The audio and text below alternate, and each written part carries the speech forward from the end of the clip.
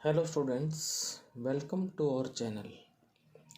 Students, आज हम class 12 CBSE का जो एग्ज़ाम हुआ था 24 फरवरी 2022 को, उसको जो है सॉल्व करेंगे। Class 12 CBSE English paper which was held today on 24 February 2023। Start करते हैं सीबीएसई क्लास 12 इंग्लिश। सबसे पहले section A, reading skill, which carries 20 marks. See, this is the first passage. First question is read the passage given below. यहाँ पर मैं आपको सिर्फ passage दिखाऊंगा और जहाँ मतलब आंसर आपके इसमें से निकलेंगे पैसेज में से वो आपको दिखा देंगे, और बाकी इस पैसेज से संबंधित जितने भी क्वेश्चंस हैं उन सभी को आपके लिए सॉल्व करेंगे। यदि हम इस पैसेज को पढ़ते हैं तो काफ़ी टाइम इस पैसेज को पढ़ने में ही लग जाएगा। बाकी जो पैसेज है वो आपका एनवायरनमेंट से रिलेटेड है कि कैसे हम एनवायरनमेंट को बचा सकते हैं, क्या क्या रीजन्स हैं कि हमारा जो एनवायरनमेंट है वो डिप्लीट हो रहा है, और हम वर्ल्ड कंजर्वेशन डे भी इसके लिए मनाते हैं। तो टोटली जो है ये एनवायरनमेंट कंजर्वेशन से रिलेटेड जो है आपका पैसेज है। तो अब देखते हैं हम इसके क्वेश्चंस क्या क्या हैं। Based on your understanding of the passage, answer the questions given below. 10 question है, हर क्वेश्चन 1 नंबर का है। टोटल 10 मार्क्स का आपका ये पैसेज है। तो फर्स्ट क्वेश्चन है, complete the sentence by choosing the appropriate option. There is an urgent need to conserve our natural resources because A. We are aimlessly using the natural resources and not replenishing them. B. They will be replaced by man-made resources. C. Serious efforts are needed to cut down the consumption of these resources. Or D. We must become alert before it is too late. तो students, paragraph 1 में हम इसका answer जो है देख सकते हैं। अभी मैं आपको बताऊंगा बाद में, जब हम वापस चलेंगे पैसेज की तरफ तो आपको जो है फर्स्ट, सेकंड और थर्ड के जो आंसर्स जो हैं वो हम क्लियर कर देंगे। लेकिन वैसे पहले मैं आपको बता देता हूँ कि जो फर्स्ट है, there is an urgent need to conserve our natural resources because, इसका कारण ये है कि हम जो हैं बिना किसी उद्देश्य के नेचुरल रिसोर्सेज को यूज कर रहे हैं और उनको रिप्लेनिशिंग नहीं कर रहे, उनको रिस्टोर नहीं कर रहे। तो ए ऑप्शन इसका राइट आंसर है। We are aimlessly using the natural resources and not replenishing them. Second है, in the opinion of the writer which are the primary natural resources without which our life is not possible. लेखक के मत में कौन से primary natural resources हैं जिनके बगैर हमारा जीवन संभव नहीं है। तो स्टूडेंट्स, ये एयर, वाटर, सॉइल, ट्रीज, हवा, पानी, मिट्टी और वृक्ष, ये आपको पैसेज में पैराग्राफ 1 में दिए हुए हैं, वहीं से मैंने लिखे हैं। अभी आपको ये शो कर देंगे। उसके बाद थर्ड क्वेश्चन है, इन पैराग्राफ 1 में the writer talks about celebrating the progress. लेखक जो है प्रोग्रेस को सेलिब्रेट करने के बारे में बात कर रहा है। आपको पैसेज के कॉन्टेक्स्ट में जो है इसको एक्सप्लेन करना है। तो हम एक बार जो है पैसेज में जो है ये फर्स्ट और सेकंड, थर्ड के जो आंसर्स हैं हमें कहाँ मिलते हैं ये एक बार देख लेते हैं। पहले देखते हैं जो हमने क्वेश्चन 1 किया था, जिसका हमने ए आंसर किया था। तो आप ये देख सकते हैं यहाँ पर, using resources without thinking about conservation. तो उससे हमें पता लग गया एमलेसली। तो ये था आपका क्वेश्चन 1 का आंसर यहाँ से आप निकाल सकते हैं। सेकंड मैंने आपको बताया था water, air, soil and trees, वो आप यहाँ देख सकते हैं सेकंड का आंसर। अब थर्ड का हमें जो है पैसेज के कॉन्टेक्स्ट में समझाना है, तो यहाँ से शुरू होगा। The world nature conservation movement is a great opportunity to celebrate the progress we have made and determined to take action wherever needed। तो जो वर्ल्ड नेचर कंजर्वेशन मूवमेंट है वो एक बहुत बड़ा अवसर है टू सेलिब्रेट द प्रोग्रेस, उन्नति को मनाने के लिए, उसका उत्सव मनाने के लिए। वी हैव मेड, जो हमने किया है, and determine to take action, और हम एक्शन लेने के डिटरमिन हैं, दृढ़ निश्चयी हैं, वेयर एवर नीडेड, जहाँ भी आवश्यकता हो। तो ये आपका आंसर 3 है। अब क्वेश्चन 4 पर चलते हैं। The writer would not agree with the given statements based on paragraph 6 except. लेखक जो है वो पैराग्राफ 6 पर जो बेस्ड हैं गिवन स्टेटमेंट्स, उनसे एग्री नहीं करेगा, सिवाय मीन्स वो एक पर एग्री करेगा। तो ए है stress can be relieved by working over time, B है nature can affect man's emotional wellbeing, C है life style can not be changed permanently, और डी है destruction of the environment is a temporary measure undertaken by man. तो student इसका answer होगा आपका option B, nature can affect man's emotional wellbeing. प्रकृति जो है मनुष्य के जो इमोशनल वेलबींग है उसको प्रभावित कर सकती है। अब चलते हैं क्वेश्चन 5 पर। In the context of the given passage, what is the synonym of replenish? para 1, choose the correct option। Passage के कंटेक्स्ट में जो है सिनोनिम बताना है आपको रिप्लेनिश का पैरा 1 में। तो करेक्ट ऑप्शन देखते हैं कौन सा है। ए स्केर्सिटी, बी रिस्टोर, सी रिकंसाइल और डी मिनिमाइज। तो स्टूडेंट्स रिप्लेनिश का मतलब होता है रिस्टोर करना, तो करेक्ट ऑप्शन होगा आपका restore, option B is right. अब चलते हैं हम क्वेश्चन नंबर 6 की तरफ। List 2 ways in which forests and rivers help mankind. 2 तरीके बताएं जिनसे जो है फॉरेस्ट्स और रिवर्स मैनकाइंड की जो है हेल्प करते हैं। तो चलते हैं इसके आंसर की तरफ, जो कि आपको पैरा 2 में मिलेगा, और वो मैंने जो है मार्क किया हुआ है। आप देख सकते हैं पैरा 2 में जहाँ मैंने आंसर 6 लिखा हुआ है, our forests, rivers, oceans and soils provide us with the food we eat. तो एक तो हो गया जो भोजन हम खाते हैं, सेकंड हो गया द एयर वी ब्रीथ, हवा जिसमें हम सांस लेते हैं, और the water we irrigate our crops with, पानी जिससे हम अपनी फसलों को जो है इरीगेट करते हैं। तो 3 रीजन है, आप कोई भी जो है 2 रीजन में से लिख सकते हैं, 2 तरीके आप जो है लिख सकते हैं। तो ये आपका आंसर है 6। अब 7th पर चलते हैं। How can the solutions suggested in paragraph 4 B best described.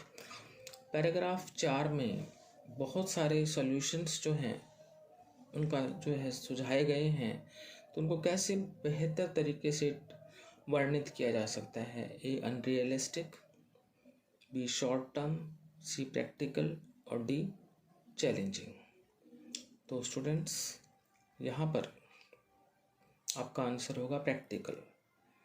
उसको जो है सॉल्यूशंस को जो है बेस्ट डिस्क्राइब कर सकता है कि प्रैक्टिकल है, व्यवहारिक है। ये था आपका 7th का आंसर। अब चलते हैं 8th पर। Why is it fair to say that population explosion remains one of the major reasons why natural resources are getting depleted rapidly। तो स्टूडेंट्स ये कहना क्यों फेयर है कि जो पॉपुलेशन एक्सप्लोजन है, जो जनसंख्या विस्फोट है, वो एक मुख्य कारण है कि जो हमारे प्राकृतिक संसाधन हैं उनका जो है तेज़ी से जो है पतन हो रहा है, डिप्लीटेड हो रहे हैं वो। तो ये है मनुष्य की जो नेसेसरी एक्टिविटीज़ हैं उसकी वजह से। इसका जो है हम पैसेज में भी आंसर देखेंगे, पैरा 3 में, वहाँ मैंने मार्क्ड कर रखा है। लेकिन मेन रीज़न यही है कि it is because of the necessary activities of man, जिसकी वजह से जो है टेक्नोलॉजिकल एडवांसमेंट होता है, लग्जरियस लाइफ मनुष्य जीना चाहता है, और यही रीज़न है कि नेचुरल रिसोर्सेज जो हैं वो काफ़ी डेप्लीटेड हो रहे हैं। 9th पर चलते हैं। Complete the given sentence with an appropriate reference with respect to the following. The writer quotes the example of family awareness. लेखक जो है फैमिली अवेयरनेस का जो एग्जाम्पल जो है उसको उद्धृत करता है, कोट करता है, in order to protect and conserve nature. ये भी आपको आंसर शो कर दूंगा मैं पैसेज में, नेचर को जो है प्रोटेक्ट करने के लिए और कंजर्व करने के लिए। 10th है आपका select the most suitable title for the above passage. आपको जो है जो अबव पैसेज है उसके लिए सूटेबल टाइटल सिलेक्ट करना है। A ways to save the environment, B save nature save life, C nature a pharmacy, D nature a food factory. तो राइट आंसर होगा आपका option A, ways to save the environment, कि कैसे environment को जो है बचाया जाए। 8th का आंसर मैंने आपको बताया था कि मैन की नेसेसरी एक्टिविटीज़ के लिए जो है नेचुरल रिसोर्सेज डिप्लीट हो रहे हैं। तो यहाँ पर आपका आंसर है the population explosion remains one of the major reasons why natural resources are getting depleted at a very fast rate. Technological advancement and luxurious lifestyles have led to several environmental problems like global warming, ozone layer depletion, river water pollution, and deforestation, which threaten the planet's future. तो ये population explosion की वजह से जो है हमारे जो natural resources हैं वो डिप्लीटेड हो रहे हैं। अब 9th का मैंने आंसर बताया था कि जो फैमिली मेम्बर्स का जो है ये यहाँ पर एग्जाम्पल लिया है, कोट किया गया है, वो किया गया है to protect and conserve nature. ये आपका 9th का आंसर था। तो फर्स्ट पैसेज हमने कंप्लीट कर लिया है। अब सेकंड पैसेज की तरफ चलते हैं। ये है आपका second passage, read the passage given below. इस पैसेज को भी मैं आपको शो कर रहा हूँ। ये आपका फैक्टर्स अफेक्टिंग जॉब परफॉर्मेंस से संबंधित है। ये आपका फर्स्ट पैरा, ये सेकंड पैरा, ये third paragraph,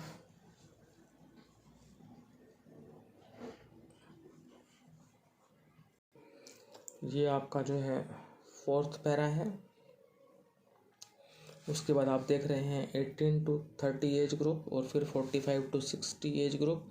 factors affecting work performance, team spirit, chance for personal development, relaxed working environment, competent boss, job security, respect from colleagues, promotion prospects, job satisfaction, work environment, monetary incentives. फिर 0, 20, 40, 60, 80, 100 ये आपका bar graph है। और based on the bar graph जो है कुछ questions हैं जिनके आंसर्स हम अभी देखेंगे। Based on your understanding of the passage answer the questions given below.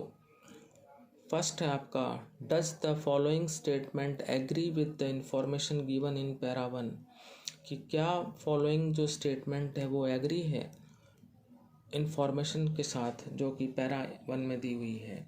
When the company has a lot of competitors, जब कंपनी में बहुत सारे प्रतिस्पर्धी आ जाते हैं competitors, it tries to invent the most efficient technology to stay ahead. Select from the following.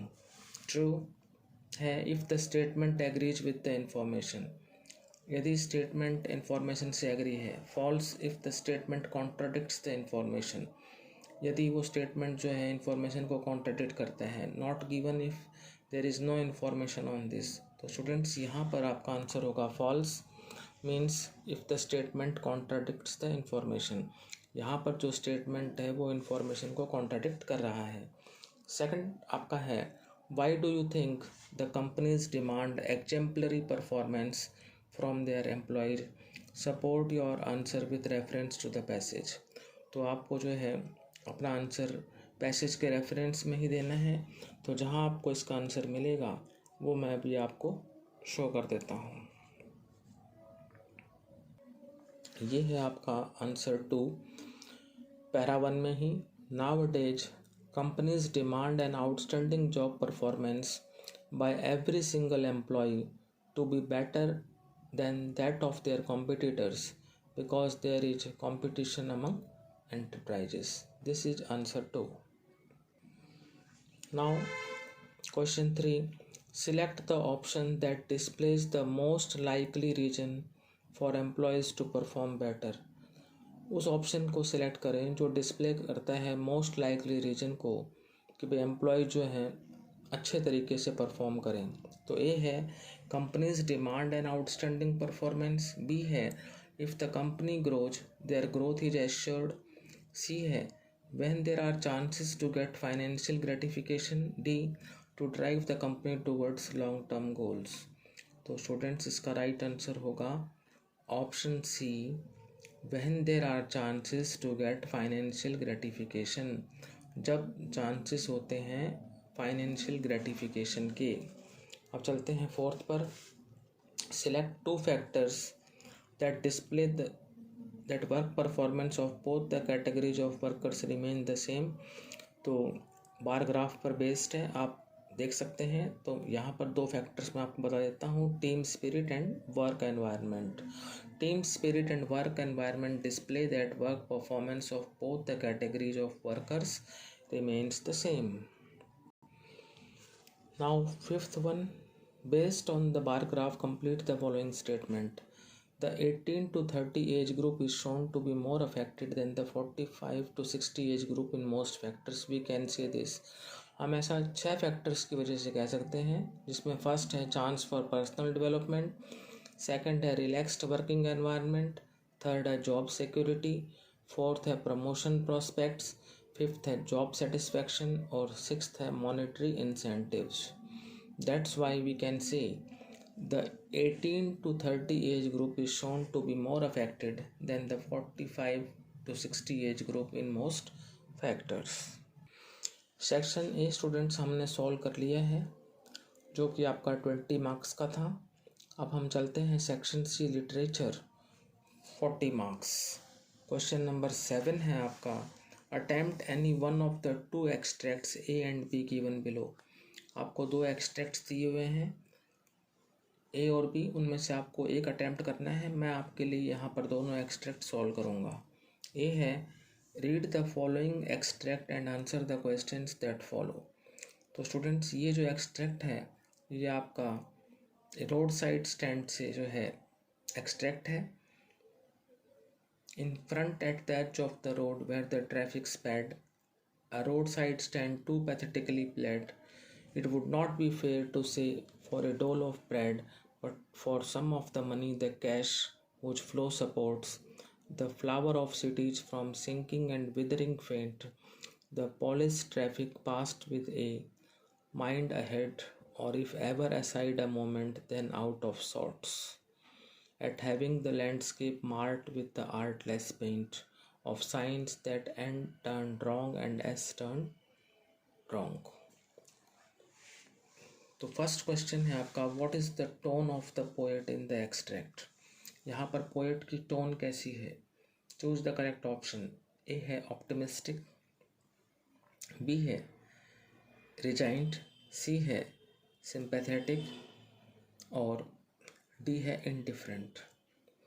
तो students यहाँ पर जो पोएट डिस्क्राइब कर रहा है रोड साइड स्टैंड को, उनके प्रति पोएट को जो है सिंपैथी है, तो हम करेक्ट ऑप्शन मानेंगे इसको सिंपैथेटिक, कि कवि की जो टोन है वो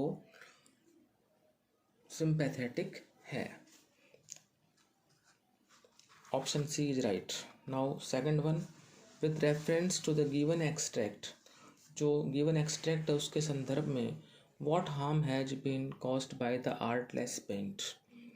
आर्टलेस पेंट के द्वारा क्या हार्म नुकसान पहुंचाया गया है, वो जो हमारी सीनिक ब्यूटी है उसको जो है नष्ट किया गया है। तो आंसर हो जाएगा destroying scenic beauty. What harm has been caused by the artless paint? Artless paint के द्वारा क्या हार्म पहुँचाया गया है? तो जो हार्म पहुँचाया गया है, नुकसान, वो है कि सीनिक ब्यूटी को नष्ट किया गया है। फिर चलते हैं थर्ड क्वेश्चन की तरफ। The city is compared to dash. सिटी की तुलना किससे की गई है? Option A landscape, option B science of N and S, C a flower, D a dole of bread. तो सिटी की तुलना एक लैंडस्केप से की गई है। राइट आंसर है आपका A landscape, option A is right. अब है choose the correct option. The road side stand is, road side stand कहाँ पर है? A at the edge of the road, B marred with artless paint, C like the flower of cities, D well maintained. तो the road side stand है ना, वो सड़क के किनारे है, at the edge of the road, option A is right. Now question 5. What type of expectations do the stand owners have from the city dwellers who come there? जो stand owners होते हैं उनकी क्या आशाएं हैं, क्या उम्मीदें हैं जो वे रखते हैं सिटी डिवेलर से जो वहाँ पर आते हैं? तो जो उनकी एक्सपेक्टेशंस है वो ये है कि टू स्टॉप, कि वो रोकें, and by their wares, wares means goods things, कि वो उनको खरीदें, so as to enable them to earn some extra money, ताकि वो कुछ एक्स्ट्रा मनी जो है कमा सकें, फॉर अ डिसेंट लिविंग, एक अच्छा जीवन जो है जीने के लिए। डिसेंट का मतलब good. Now sixth one, complete the analogy with a word from the given extract. आपको मैंने अभी बताया था मीनिंग, जब हमने पढ़ा था एक वर्ड आया था, उसको भी डिस्कस करते हैं। डोनेट जैसे मीनिंग हो गया कंट्रीब्यूट, तो डाइंग का हो जाएगा विदरिंग। हमने अभी जब पोएम को पढ़ा था तो पोएम में आपको ये वर्ड मिलेगा विदरिंग, मुरझाना, तो इसका मतलब वही डाइंग होता है। तो जैसे एनालॉजी है डोनेट कंट्रीब्यूशन, तो इसी तरह से डाइंग और विदरिंग। अब चलते हैं बी एक्सट्रैक्ट की तरफ।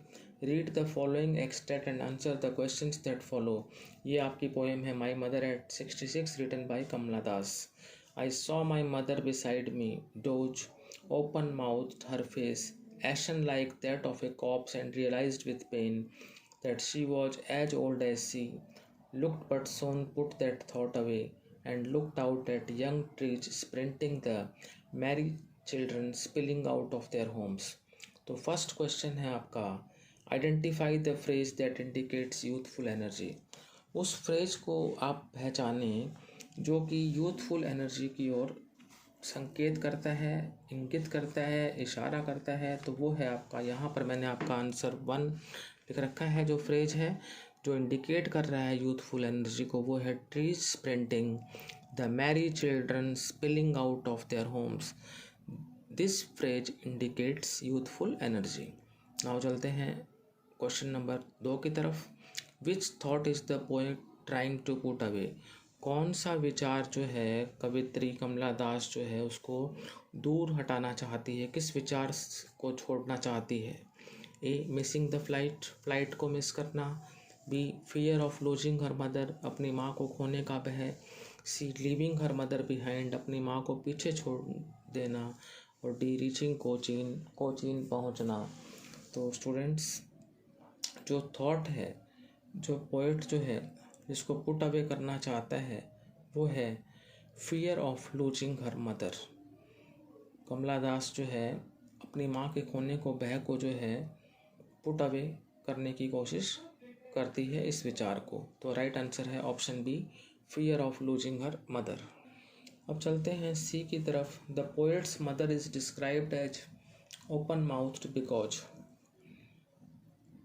कवित्री जो है उसकी मदर को जो है ओपन माउथ दिखाया गया है, उसके रूप में वर्णित किया गया है, क्योंकि A she is curious, B she is surprised, C she was dead, D she was dozing. तो ओपन माउथ इसलिए कहा गया है क्योंकि वो डोजिंग कर रही थी। तो यहाँ पर आपका राइट आंसर है option D, she was dosing. Now fourth one, complete the following analogy यहाँ पर आपको एनालॉजी को कंप्लीट करना है।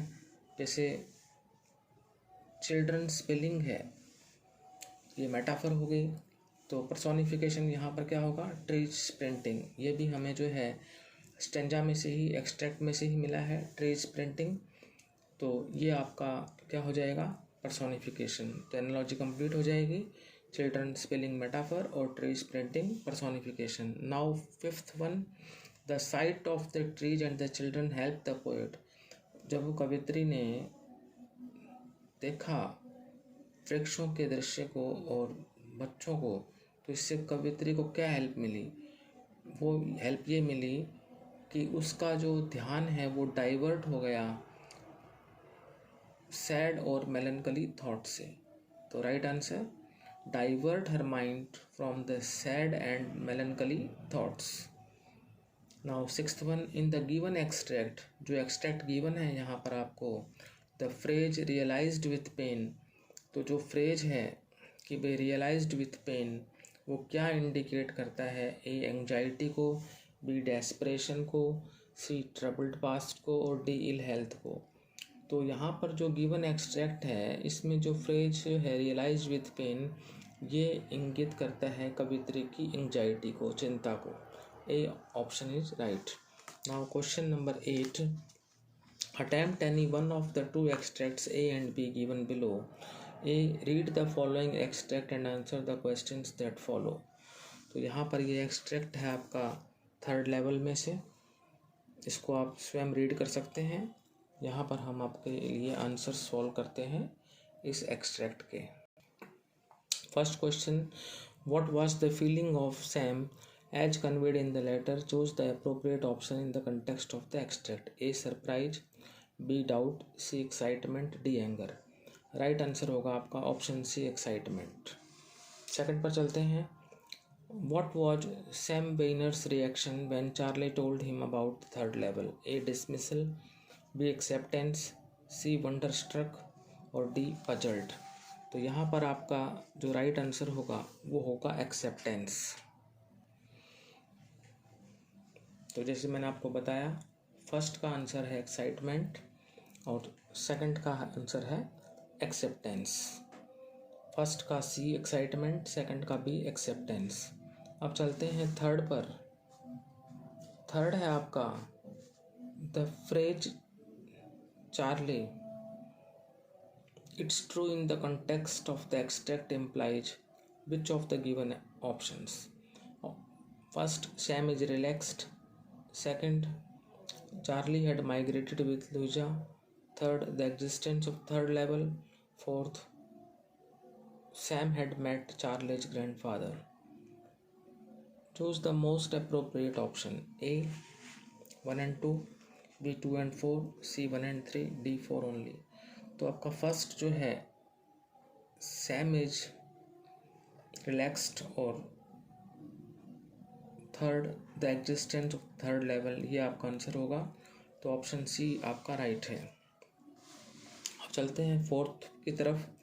Sam wrote the letter to Charlie in order to, Sam ने चार्ली को लेटर लिखा था in order to keep looking for the third level. आपका आंसर हो जाएगा keep looking for the third level. अब आपका बी है, read the following extract and answer the questions that follow. ये आपका एक्सट्रैक्ट है जो आपने देख लिया, डेरी और मिस्टर लैम्ब वाला। अब चलते हैं इनके क्वेश्चंस की तरफ। फर्स्ट है, the description of the house indicates that mister lamb. जो हाउस का डिस्क्रिप्शन है वो इंडिकेट करता है कि मिस्टर लैम्ब अकेला है। इसका मतलब है कि वो अपने घर में अकेला रहता है। He lived alone in his house.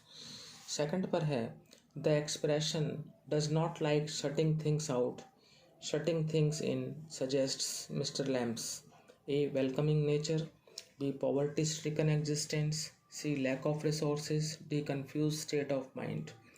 तो यहाँ पर आपका राइट आंसर है option A welcoming nature. Third पर चलते हैं, Mr Lamb spends his time, first में रीडिंग बुक्स, सेकंड में कुकिंग मील्स, थर्ड में शटिंग थिंग्स आउट और फोर्थ में एंजॉइंग ब्यूटीज ऑफ नेचर।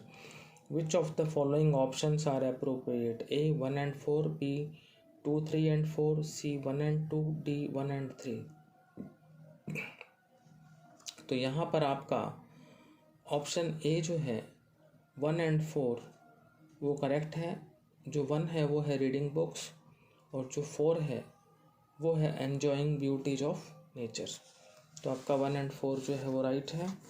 अब चलते हैं फोर्थ की तरफ।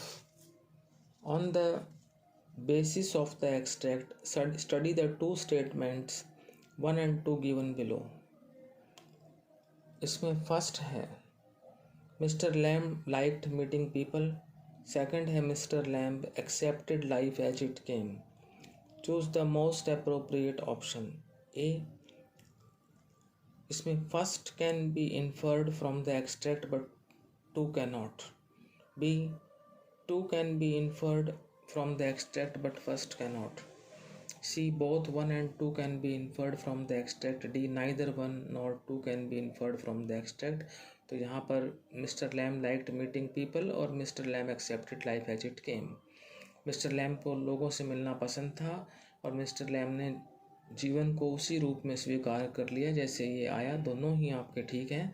तो option C, both 1 and 2 can be inferred from the extract. इसके बाद 9th में क्वेश्चन में है attempt any one of the 2 extracts A and B given below. 2 extract दिए हुए हैं, आपको एक करना है। तो ए में है लेसन द इंटरव्यू में से read the following extract and answer the questions that follow. The interview में से आपका ये एक्सट्रैक्ट है। अब चलते हैं क्वेश्चंस की तरफ। फर्स्ट है choose the appropriate option with reference to the given extract. Most of the celebrities dislike being interviewed because.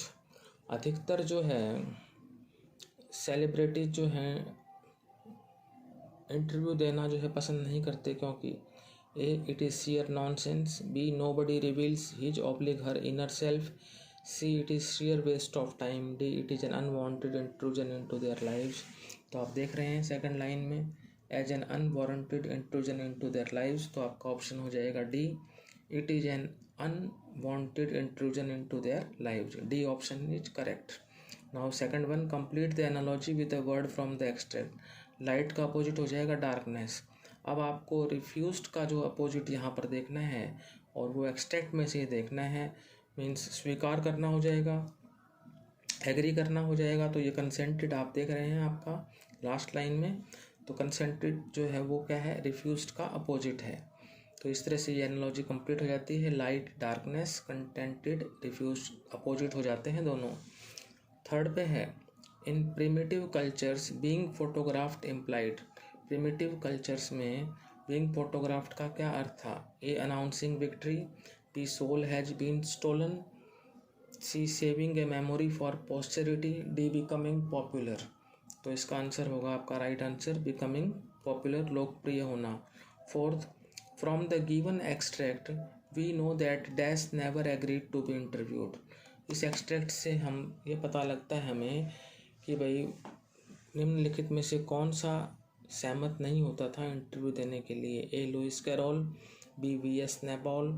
C, T S. Eliot और डी, चार्ली शेन।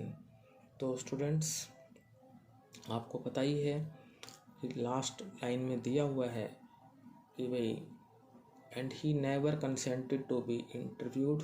तो ही यहाँ पर रेफ़र कर रहा है लुइस कैरोल को, जो कि यहाँ पर आपके दिया हुआ है कि Lewis Carroll the creator of Alice in Wonderland was said to have had a just of horror of the interviewer and he never consented to be interviewed. Option A, Lewis Carroll is right. Now fifth one, in the given extract the word diminish means, तो given extract है इसमें word diminish most nearly means A, deepens. B, disappoints. C, lessens और D, languages. तो यहाँ पर diminish का मतलब होगा disappoints. Option B is right. Now sixth one, in the given extract the writer indicates that most people. निम्नलिखित जो passage है उसमें लेखक ये इंडिकेट करता है कि अधिकतर लोग जो हैं इंटरव्यूज को क्या है पसंद नहीं करते, उनसे घृणा करते हैं।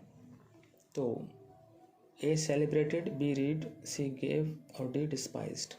सेलिब्रेटेड, रेड, गेव और despised D option despised interviews means hated interviews. अब आपका बी एक्सट्रैक्ट है. Read the following extract and answer the questions that follow. The next I remember, तो आप समझ गए होंगे. I was lying on my stomach, तो ये आपका जो है डीप वाटर में से जो है ये जो है एक्सट्रैक्ट है. डगलस से रिलेटेड आपको पता ही होगा कि उसको फियर ऑफ वाटर था. तो ये आपका जो है एक्सट्रैक्ट है. इसके क्वेश्चन सॉल्व करते हैं. फर्स्ट है, with reference to the extract Douglas was vomiting because A he had got severe food poisoning, B he had just been rescued from nearly drowning in the pool, C he was frightened when he saw the big man, D he had gone for a swim on an empty stomach. तो students इसका right answer है B, he had just been rescued from nearly drowning in the pool, कि अभी अभी वो बचा था pool में डूबने से. ये राइट आंसर है option B. Now second one, rewrite the sentence by replacing the underlined phrase with its inference. For days a haunting fear was in my heart. तो haunting fear का मतलब होता है टेरर स्ट्रिकन भी हम कह सकते हैं. तो यहाँ पर इस तरह से हम इसको रिप्लेस कर सकते हैं. इसके बाद थर्ड है आपका, on the basis of the extract choose the correct option with reference to the two statements given below. First, the boy did not know how to swim.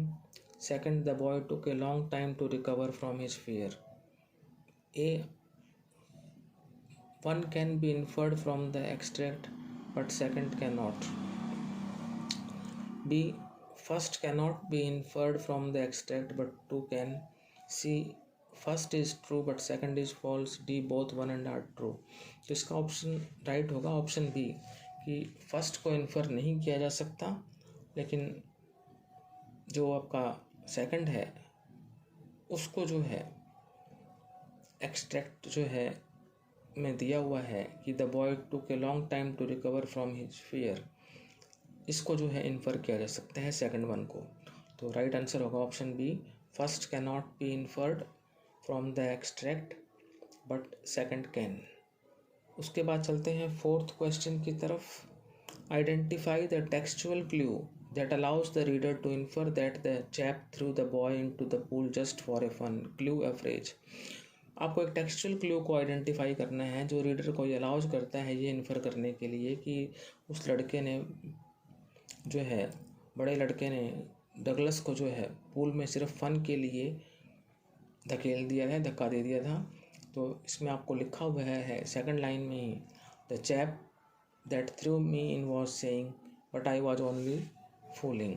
तो मैंने आपको लिख दिया है यहाँ पर but I was only fooling, ये आपको मिल रहा है. तो ये सिर्फ शो कर रहा है कि उस लड़के ने डगलस को धक्का जो है पूल में सिर्फ फन के लिए दिया था. तो ये आपका जो है टेक्सचुअल क्लू है, but I was only fooling. इसके बाद है fifth one, complete the sentence with an appropriate explanation as per the extract. The slightest exertion upset the boy. जो स्लाइटेस्ट एक्सर्शन थी ना उसने लड़के को अपसेट कर दिया क्योंकि उसे पानी से भय था. ये लिखा हुआ है आई फियर्ड वाटर. लास्ट है आपका, replace the underlined word with its synonym from the extract. Underlined word है यहाँ पर unsteady. The boy felt unsteady in the नीज. तो अनस्टडी का आपको सिनोनिम फाइंड आउट करना है एक्सट्रैक्ट से. तो आप देखें यहाँ पर, the slightest exertion upset me making me wobbly in the knees and stick to my stomach. ये वॉबली मैंने अंडरलाइन किया हुआ है, इसका मतलब होता है अनस्टडी. तो हम ये भी कह सकते हैं the boy felt wobbly in the नीज. तो ये अनस्टडी का सिनोनिम हो जाएगा वॉबली. तो स्टूडेंट्स हमने इस वीडियो में रीडिंग स्किल और लिटरेचर सॉल्व किया है. बाकी जो लिटरेचर बचा हुआ है और राइटिंग स्किल जो है वो हम नेक्स्ट वीडियो में करेंगे. तो यदि आपको ये वीडियो अच्छा लगा है तो आप इस वीडियो को लाइक करें, शेयर करें, चैनल को सब्सक्राइब करें. और भी हम जो आपके लिए वीडियो लेकर आते रहेंगे. अभी क्लास 10 का एग्ज़ाम भी होना है 27 फरवरी को, उसका वीडियो भी हम सॉल्व करेंगे. तो यदि आपको ये वीडियो अच्छा लगा है तो इसको ज़्यादा से ज़्यादा शेयर करें, और कोई भी आपकी क्वेरीज हैं वो आप जो है इसमें कमेंट बॉक्स में जो है डालें। रिमेनिंग पोर्शन जो है आपका इस पेपर का वो हम नेक्स्ट वीडियो में सॉल्व करेंगे। Thank you.